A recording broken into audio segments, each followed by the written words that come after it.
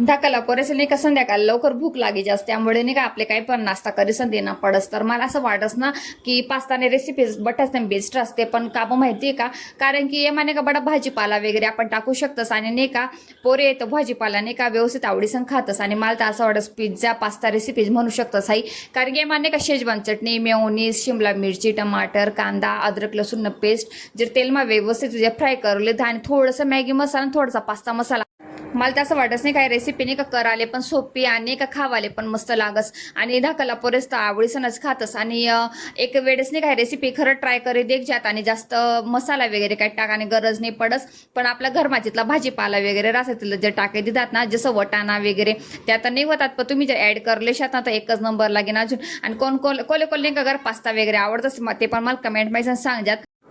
हाय recipe काही विशेष नाही, गरज जण असले नाही का घरा भारी पास्ता वगैरे बनवता येतच, पण नाही का या पद्धतीने एक वेळेस नाही का नक्की पास्ता करी खायच्यात नाही. तुम्हाला असं वाटेल की मनीच करेल तर मला चांगलं वाटत असेल, तर तसं काही नाही, एक वेळेस तुम्ही बी नक्की ट्राय करी देख जात.